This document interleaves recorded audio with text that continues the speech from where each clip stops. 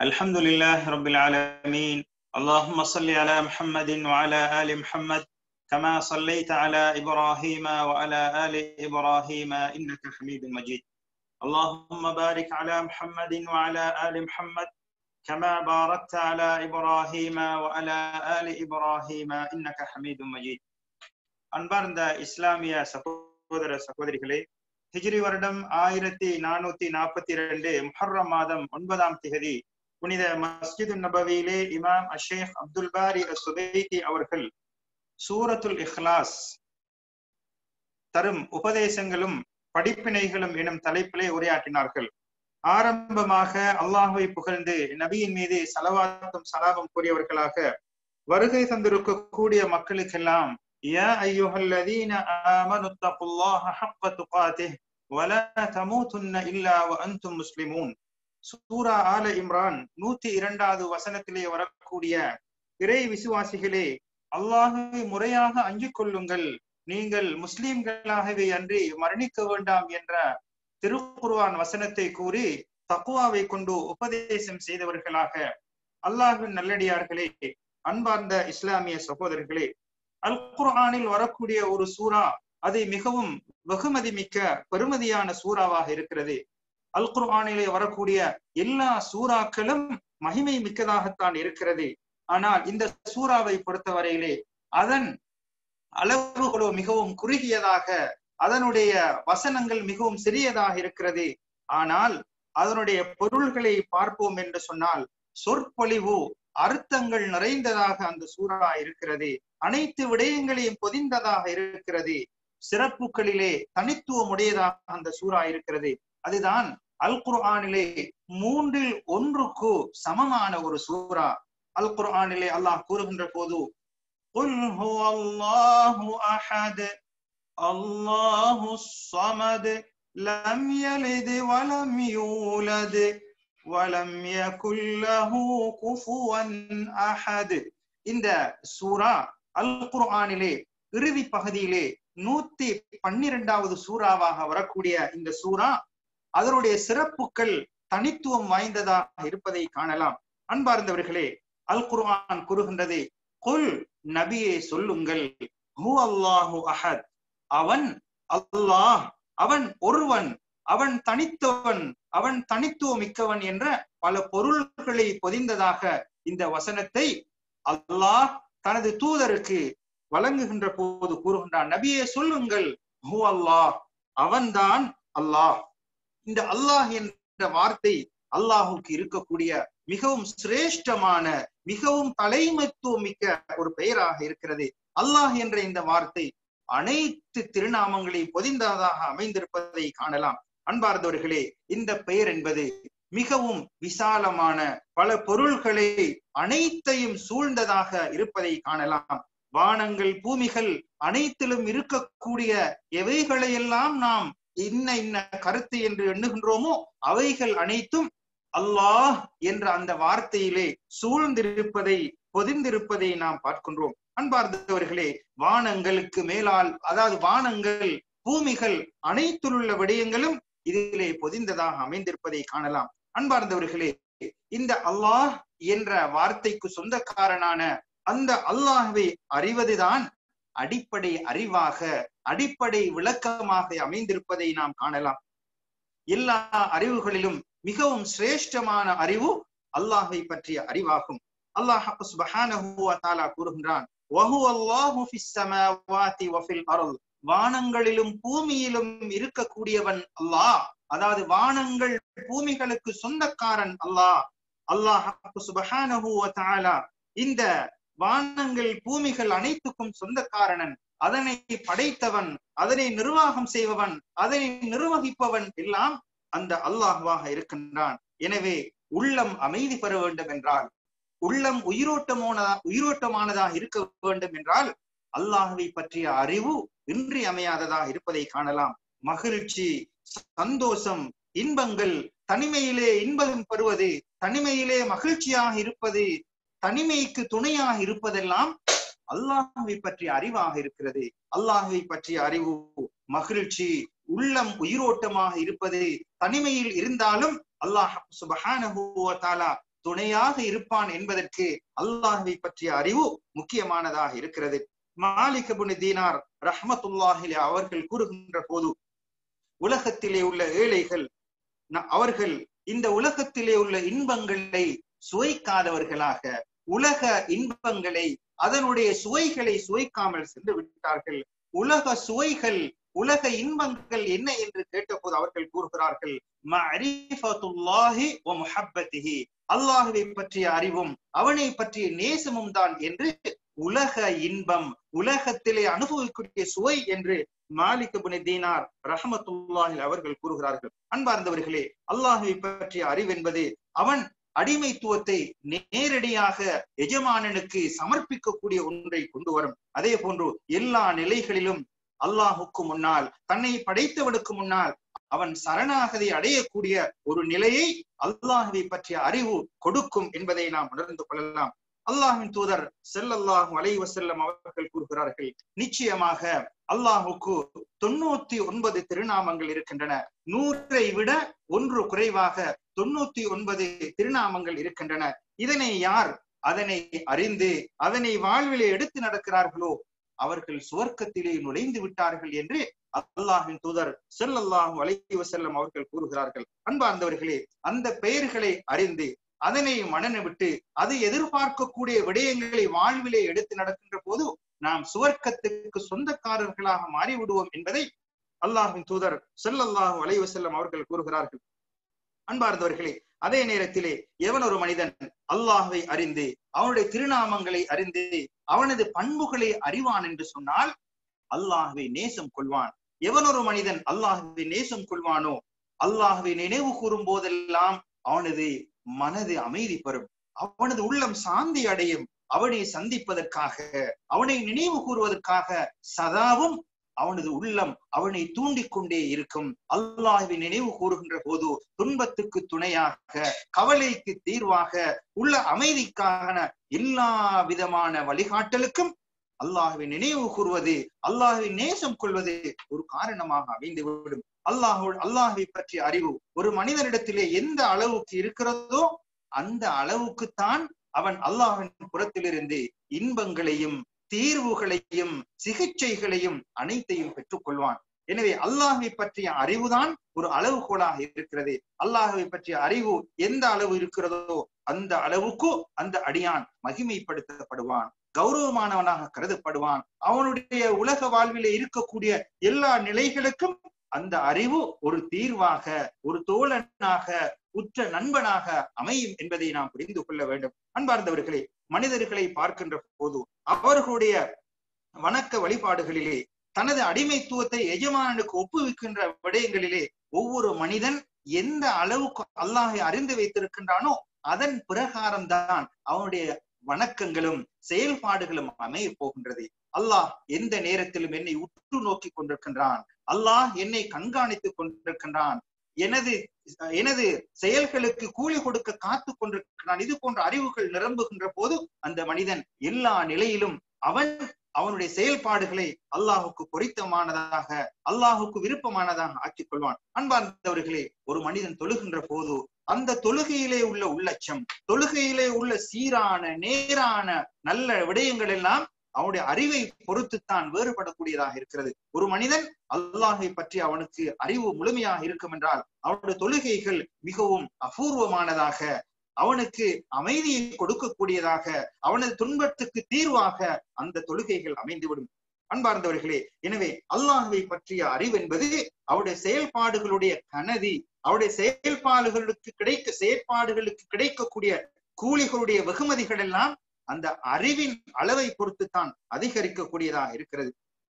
அல்லாஹ்வை பற்றிய அறிவு அந்த அடியானை நான் அடியான் தான், எனக்கு ஒரு எஜமான் இருக்கின்றான் என்பதை எந்த நேரத்திலும் அவனிடத்துக்கு உணர்த்தி கொண்டே இருக்கும். இதனூடாக என்னை படைத்த அல்லாஹ் எனது எஜமான் இருக்கின்றான் என்கின்ற போது என்ன துன்பங்கள் துயரங்கள் வந்தாலும் அவனுடைய உள்ளம் அமைதி பெறும். ஏனென்றால் எனக்கு துன்பம் ஏற்பட்டு விட்டது, என்னை படைத்த எஜமான் இருக்கின்றான், அவன் எனக்கு அமைதியை தருவான், நிம்மதியை தருவான் என்ற அந்த அல்லாஹ்வை பற்றிய அறிவு அவனுக்கு நிம்மதியை கொடுத்து கொண்டே இருக்கும். அதே போன்று அவனது ஆத்மா அமைதி பெறும். எல்லா நிலைகளிலும் அல்லாஹின் மீது உண்மையாக தவக்குள் வைப்பான். எல்லா விடயங்களையும் அல்லாஹ்விடத்திலே பொறுப்பு சாட்டுவான்.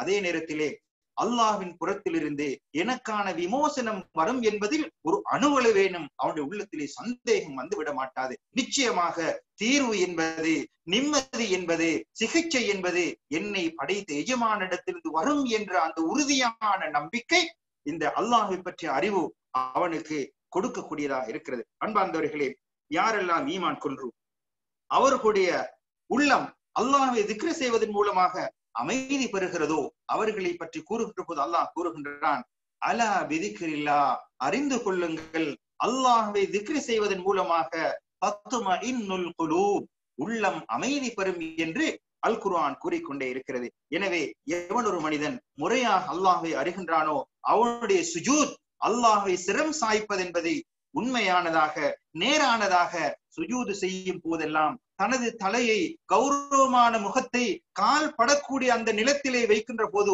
அவனுடைய உள்ளம் அமைதி பெறும். அவன் சந்தோஷப்படுவான்.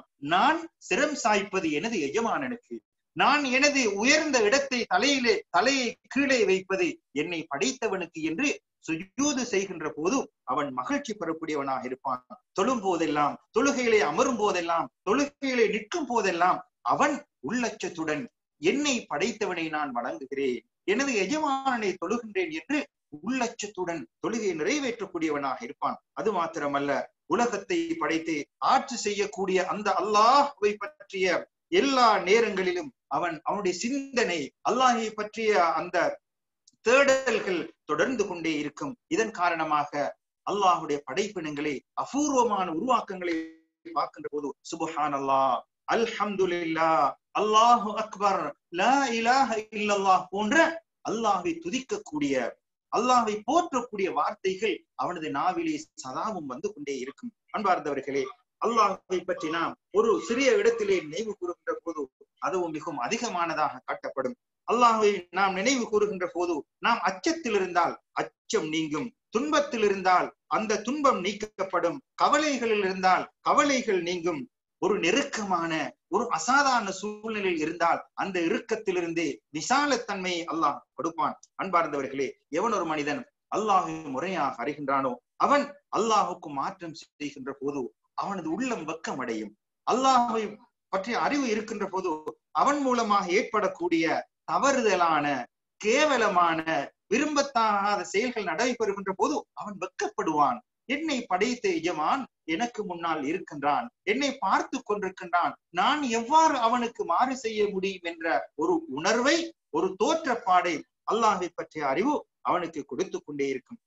அன்பார்ந்தவர்களே, எனவே எல்லா நேரத்திலும் அல்லாஹ்வை அவன் நினைவு கூறக்கூடியவனாக, எல்லா விதமான தவறுகளையும் தவிர்ந்து கொள்ளக்கூடியவனாக இருப்பதற்கு அல்லாஹ்வை பற்றிய அறிவு ஒரு துணையாக இருக்கிறது. அன்பார்ந்த இஸ்லாமிய சகோதரர்களே, அதே நேரத்திலே அல்லாஹ்வை பற்றிய அறிவு எவனிடத்தில் குறைந்து இருக்கின்றதோ, மிகவும் கீழ்நிலையில இருக்கின்றதோ, அல்லாஹ்வை பற்றிய அந்த தன்மை அவனிடத்திலே குறைவாக இருக்கும். அல்லாஹ்வை பற்றிய எண்ணங்கள் அவனது உள்ளத்திலே மிகவும் அற்பமானதாக இருக்கும், அல்லது சில வேளை அவனை விட்டு ஒளிந்து ஓடக்கூடியதாக இருக்கும். அல்லாஹ் பாதுகாக்க வேண்டும். எப்போது அவனுடைய உள்ளத்திலே அல்லாஹ்வை பற்றிய, படைத்தவனை பற்றிய அறிவு அதாவது மிகவும் குறைவாக இருக்கிறதோ, மிகவும் கீழ்த்தரமான நிலையில இருக்கிறதோ, அவ்வாறு படிப்படியாக அவனை விட்டு அப்புறப்பட்டு விடும். அல்லாஹ் பாதுகாக்க வேண்டும். இந்த நேரத்திலே ஈமானுடைய நீரூற்றுக்கள் எல்லாம் அவனுடைய உள்ளத்திலே காய்ந்து விடும், வறண்டதாக விடும். ஈமானை பற்றி பேசுகின்ற போது, அல்லாஹ் துணையாளனாக இருப்பான் என்பதை பற்றி கூறுகின்ற போது, அல்லாஹ் தான் உனக்கு சிகிச்சையை தருவான் என்று கூறும் போதெல்லாம் அவனது உள்ளம் அதனை ஏற்றுக்கொள்வதற்கு மிகவும் சங்கடப்படும். சில வேளை அவைகளை புறக்கணிக்கக்கூடிய நிலைக்கு கூட மாறிவிடும். அல்லாஹ் பாதுகாக்க வேண்டும். எனவே ஈமான் உள்ளத்தை விட்டு, அல்லாஹை பற்றிய அறிவு உள்ளத்திலே இல்லாமல் இருக்கின்ற போது ஈமானிய ஊற்று கண்கள் காய்ந்துவிடும். அது மாத்திரமல்ல, அல்லாஹை வழிபடுகின்ற போது ஏற்படக்கூடிய இன்பங்கள், அல்லாஹை வழிபடும் போது ஏற்படக்கூடிய ஆனந்தங்கள் எல்லாம் அவனிடத்திலே வாடி வதங்கிவிடும். ஒரு எழுச்சியற்றதாக இருக்கும். உள்ளம் கல் நெஞ்சம் உள்ளதாக மாறிவிடும். கலக்கத்தை, திடுக்கத்தை தானாக விலை கொடுத்து வாங்கக்கூடிய நிலைக்கு மாறிவிடும். அல்லாஹ் பாதுகாக்க வேண்டும். அது மாத்திரமல்ல, ஈமான், அல்லாஹை பற்றிய அறிவு உள்ளத்தில் இல்லாமல் இருக்கின்ற போது நாளை என்ன நடக்க போகின்றது, நாளை எனக்கு வாழ்வாதாரம் எவ்வாறு வரப்போகின்றது என்று எதிர்காலத்தை பற்றிய அச்சம் அவனது உள்ளத்திலே சூழ்ந்து கொள்ளும். அல்லாஹ் பாதுகாக்க வேண்டும். அன்பார்ந்த இஸ்லாமிய சகோதரர்களே, அல்லாஹுடைய அறிவு இருக்கின்ற போது இவைகள் எல்லாம் ஒரு மோமினுடைய உள்ளத்திலே, மோமினுடைய வாழ்க்கையிலே ஒருபோதும் எதிர்காலத்தை பற்றிய கலக்கங்கள், பயங்கள் எல்லாம் அவனது உள்ளத்திலே ஏற்பட மாட்டாது. அன்பார்ந்தவர்களே, அல்லாஹ் கூறுகின்றான், குல் ஹுவல்லாஹு அஹத், சொல்லுங்கள் அல்லாஹ் ஒருவன் தான், அவனுக்கு ஒப்பாக, அவனுக்கு நிகராக, அவனை போன்று ஒன்றை ஒத்துக்கூறக்கூடிய அவனுடைய சக்தியிலும் சரி, வல்லமைகளிலும் சரி, பண்புகளிலும் சரி, அவனது தன்னிலும் சரி, எதற்கும் ஓமானம் கூறக்கூடிய எதுவுமே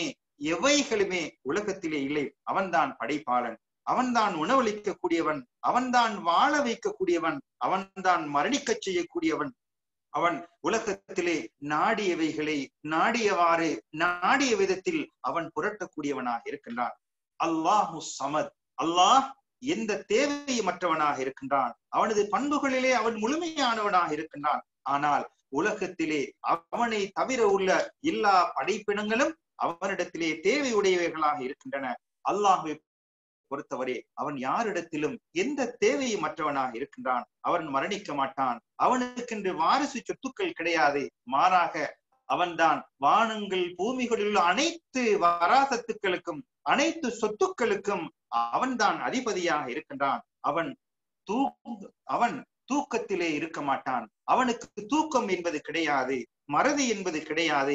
அவன்தான் தலைவன். அவனுடைய தலைமைத்துவத்துக்கு மேலால் எதுவும் கிடையாது. அவனுடைய அறிவாற்றல், அவனது ஞானம், மதிநுட்பம், சக்தி, மகிமைகள் எல்லாம் இந்த அஸ்ஸமத், தேவையற்றவன் என்ற இந்த வார்த்தையுள்ளால் அனைத்தும் சுருங்கி இருப்பதை நாம் காணலாம். அஸ்ஸமத் என்பது அவன் தேவையற்றவன், அவனை தவிர உள்ளவைகள் அனைத்தும் அவனிடத்திலே தேவையுடையவன் என்பதை இந்த அல்லாஹு சமத், சமத் என்ற இந்த அரபு வார்த்தை தெளிவாக விளக்கம் கூறுவதை காணலாம். அன்பார்ந்தவர்களே, எனவே எவன் ஒருவன் அல்லாஹ் அஸ்ஸமத் என்று அறிந்து கொண்டானோ, அல்லாஹ்தான் சமத் என்று புரிந்து கொள்கின்றானோ, அவன் எந்த நேரத்திலும் எல்லா நிலைகளிலும் அல்லாஹ்வை தவிர அனைவரும் அவனிடத்தில் தான் தேவையுடையவர்கள் என்பதை உணர்வான் என்று சொன்னால், அவனை தவிர வேறு யாரிடத்திலும் சென்று அவனை அடிமையாக்கிக் கொள்வதற்கு அவன் விரும்ப மாட்டான். காரணம், அஸ்ஸமத் அல்லாஹ், அவனை தவிர அனைவர்களும் அவனிடத்திலே தேவையுடையவர்கள் என்ற அறிவு இருக்கும் என்றால் அவனிடத்திலே மீளக்கூடியதாக, அவனிடத்திலே பயணிக்கக்கூடியதாக அது அமைந்துவிடும். எப்போது ஒரு மனிதன் சமத் என்ற அந்த பொருளை புரிந்து கொள்கின்றானோ, அவனுடைய வாழ்விலே ஏற்படக்கூடிய எல்லா விடயங்களுக்கும் அல்லாஹ்வே போதுமானவனாக இருக்கின்றான். அன்பார்ந்தவர்களே, அஸ்ஸமத் அல்லாஹ் தேவையற்றவன் என்பது அவனை அழைக்கக்கூடிய அனைவர்களுடைய அழைப்பையும் கேட்கக்கூடியவனாக இருக்கின்றான். எல்லா இடங்களிலிருந்தும் மக்களை பார்க்கக்கூடியவனாக இருக்கின்றான். பிரபஞ்சத்திலே யாருக்கும் எந்த தீங்குகளும் அவன் நாடியதை தவிர எந்த தீங்கும் ஏற்பட மாட்டாது. அவனுடைய நிர்வாகம், அவனுடைய நுட்பமான அந்த நிர்வாகத்திற்கு கீழாத்தான் அனைத்தும் நடைபெறும் என்ற உயரிய அந்த ஈமான் உள்ளத்திலே குடிகொண்டுவிடும். அன்பார்ந்தவர்களே, அடுத்ததாக லம் யலிது வலம் யூலத், அவன் பெறவும் இல்லை பெறப்படவும் இல்லை. அவன் நித்திய ஜீவனாக இருக்கின்றான். அவனுக்கு மரணம் என்பதே கிடையாது. இந்த உலகம் அழிந்ததற்கு பின்னால் அவன்தான் நிரந்தரமாக இருப்பான். எனவே அவன் குழந்தைகளை விட்டும் தேவையற்றவன். எனவே அல்லாஹ் சுப்ஹானஹு வ தஆலா உலகத்திலே உள்ள அனைத்துக்கும் உணவளிக்கின்றான், வாழ்வாதாரத்தை கொடுக்கின்றான். அவ்வாறு கொடுக்கின்ற போது எவ்வாறு அல்லாஹ்விடத்திலிருந்து வாழ்வாதாரங்களை பெற்றுக் கொண்டவர்கள் அல்லாஹுக்கு குழந்தை இருக்கின்றார்கள் என்று எவ்வாறு கூறுவார்கள் என்று அல்லாஹ் சுப்ஹானஹு வ தஆலா கேட்கின்றார். அன்பார்ந்தவர்களே, அல்லாஹ்வின் தூதர் ஸல்லல்லாஹு அலைஹி வஸல்லம் அன்னவர்கள் இதனை பற்றி கூறுகின்ற போது அல்லாஹ் மிகவும் பொறுமையாளனாக இருக்கின்றான். தான் அடியார்களுக்கு வாழ்வாதாரங்களை கொடுக்கின்ற போது அந்த வாழ்வாதாரங்களை வாழ்விலே அனுபவித்துக் கொண்டு எனக்கு குழந்தை இருக்கின்றது என்று மனிதர்கள் கற்பிப்பார்கள் என்றால் அல்லாஹ் எவ்வளவு பொறுமையாளனாக இருந்து அந்த மனிதர்களுக்கு உலகத்திலே உணவளிக்கக்கூடியவனாக இருக்கின்றான். அன்பார்ந்தவர்களே, வலம் யகுல் லஹு குஃபுவன் அஹத், அவனுக்கு நிகராக உலகத்திலே எந்த விடயமும் எந்த படைப்பினங்களும் உலகத்திலே கிடையாது. நிகர் என்பது அவனை போன்று என்று கூறக்கூடிய எதுவுமே உலகத்திலே கிடையாது. எனவே இந்த சூரா என்பது மிகவும் கருத்துக்கள் பொதிந்ததாக இருக்கிறது. அன்பார்ந்தவர்களே, அனஸ் இப்னு மாலிக் ரலியல்லாஹு அன்ஹு அவர்கள் கூறக்கூடிய ஒரு செய்தியிலே, அன்சாரி தோழர்களில் ஒரு மனிதர் மஸ்ஜித் குபாவிலே இமாமத் செய்யக்கூடியவர்களாக மக்களுக்கு தொழுகையை நடாத்தக்கூடியவர்களாக இருந்தார்கள். இந்த அன்சாரி தோழரை பொறுத்தவரையிலே ஒவ்வொரு தொழுகையிலும் சூரத்துல் ஃபாத்திஹா ஓதி இரண்டாவது சூறாவை ஆரம்பிக்கின்ற போது இந்த குல் ஹுவல்லாஹு அஹத் என்ற சூறாவை ஓதிவிட்டுத்தான் இன்னும் ஒரு சூறாவை ஓதக்கூடியவர்களாக ஒவ்வொரு ரக்காத்துகளிலும் இவ்வாறு அவர்கள் செய்யக்கூடியவர்களாக இருந்திருக்கிறார்கள்.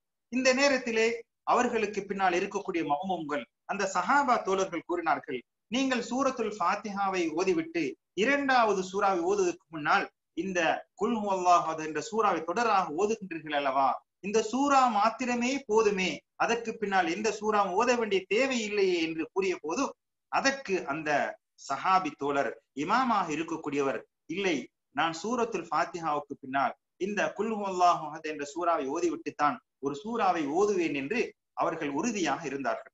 இப்போது அந்த மக்களோ இமாமிடத்திலே கூறியும் விடயம் நடைபெறாததன் காரணமாக, ஆனால் வேறு ஒருவர் இமாமாக நிற்பதற்கும் அந்த மக்களுக்கு விருப்பம் இல்லை. இருக்கக்கூடியவர்களே மிகவும் சிரேஷ்டமானவராக விரும்பப்படக்கூடியவராக அந்த மனிதர் இருந்தார், அந்த சஹாபி இருந்தார். இப்போது இந்த விடயம் அல்லாஹ்வின் தூதர் ஸல்லல்லாஹு அலைஹி வஸல்லம் அவர்களுடைய மஜ்லிஸுக்கு வருகின்றது.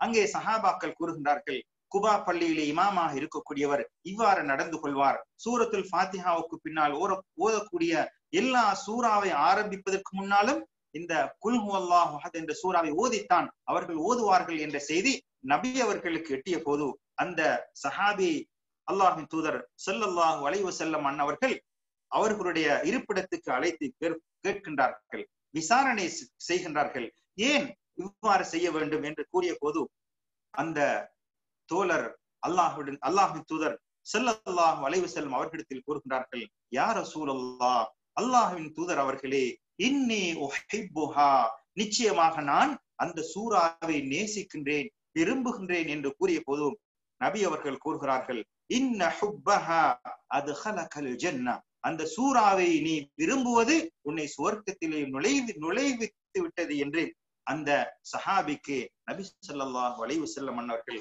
சுபசோபனம் சொன்ன செய்தியை நாம் ஹதீஸ்களிலே காணலாம். அன்பார்ந்தவர்களே, இந்த ஹதீஸிலே அந்த சஹாபி அந்த அளவுக்கு அந்த சூறாவை விரும்பி அந்த சூறா கூறக்கூடிய விடயங்களை வாழ்விலே எடுத்து நடந்ததன் காரணமாக அவர்கள் உள்ளத்தை விட்டு அகலாத நேசத்துக்குரியதாக அந்த சூறா இருந்ததை இந்த வரலாறுகள் மூலமாக நாம் காணலாம். அன்பார்ந்தவர்களே, அதே போன்றுதான் நபி ஸல்லல்லாஹு அலைஹி வஸல்லம் அன்னவர்கள் ஒரு மனிதர் அல்லாஹ்விடத்திலே பிரார்த்தனை புரிகின்ற போது இவ்வாறு கூறுவார், அல்லாஹும்ம இன்னி அஸ்அலுக, யா அல்லாஹ், நிச்சயமாக நான் உன்னிடத்திலே கேட்கின்றேன், பி அன்னக அன்தல்லாஹ், நிச்சயமாக நீதான் அல்லாஹ், நீதான் அல் அஹத், நீதான் அஸ்-ஸமத், அல்லதி லம் யலித் வலம் யூலத் வலம் யகுல் லஹு குஃபுவன் அஹத் என்று அல்லாஹ்விடத்தில் பிரார்த்தனை புரிவார்கள். அல்லாஹும்ம இன்னி அஸ்அலுக பி அன்னக அன்தல்லாஹ் அல் அஹத் அஸ்-ஸமத் அல்லதி லம் யலித் வலம் யூலத் வலம் யகுல் லஹு குஃபுவன் அஹத் என்று அல்லாஹ்விடத்திலே பிரார்த்தனை புரியக்கூடியவர்களாக இருந்தார்கள்.